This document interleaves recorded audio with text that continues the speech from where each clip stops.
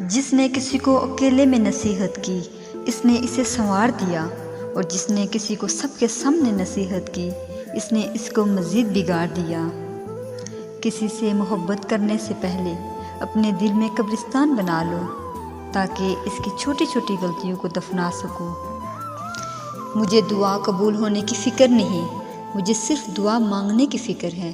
جب مجھے دعا مانگنے کی توفیق ہو گئی ہے تو قبولیت بھی اس کے ساتھ حاصل ہو جائے گی۔ لمبی دوستی کے لیے 2 چیزوں پر عمل کرو۔